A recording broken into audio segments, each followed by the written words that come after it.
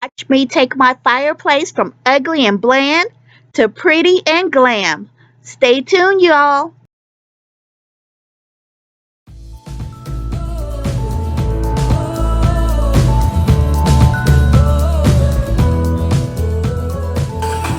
Those of you who remember my Just Fab haul video may have noticed my fireplace in the background, but it didn't always look like that.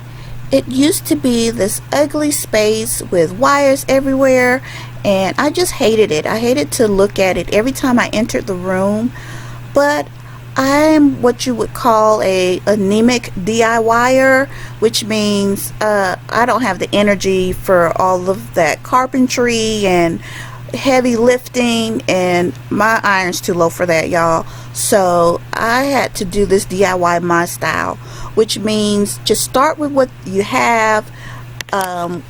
Don't go for the high cost things, and start with the plan, of course, but you have to be flexible to make it work. And that's what we did with this project. We started off with wood and tools and everything from Home Depot, and then we realized that that was just so difficult. We decided we can get the same look. Instead of using the plywood, we could just use a bookcase. So we bought 2 bookcases. We bought some tile. I knew I wanted tile around the fireplace, but again, my iron's too low for that. I don't have energy, don't have time for that.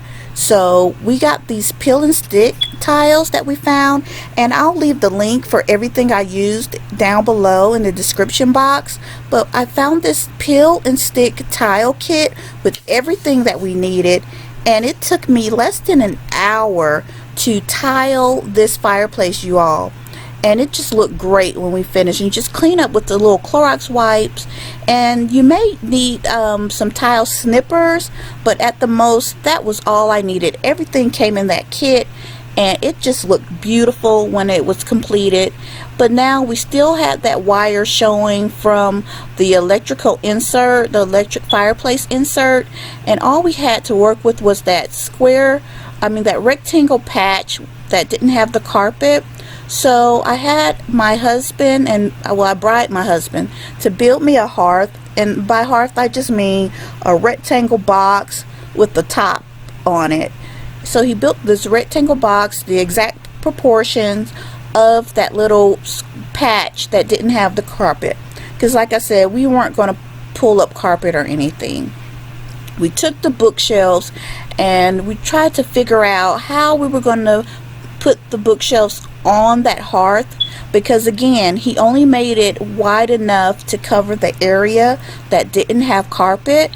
And so as you can see, I was struggling, y'all, and I even walked away for a day, or for a little while, and came back later that day and had a brainstorm, like a light bulb went off.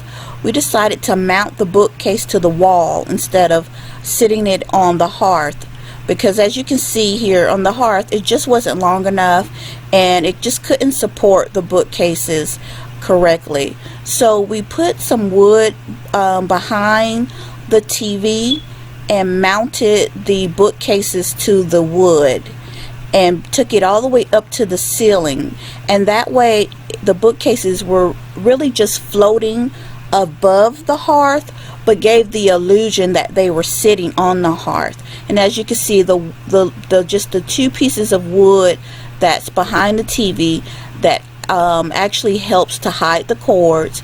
And then on the hearth, I actually took wood picture frames, and painted them white and attached them to the front of the hearth.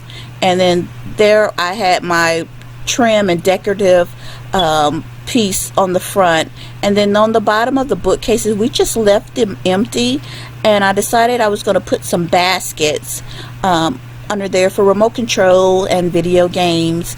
And then I added my decorations and stored some items in those baskets, and it just looked great. It turned out great. I'm very happy with it. I still have to add trim and things like that, but other than that, I'm just very happy. And I can do a tour of the room.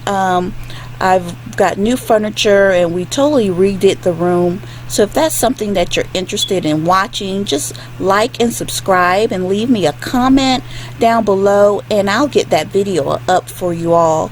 And thanks again for watching, and like and subscribe and share the video. Thanks.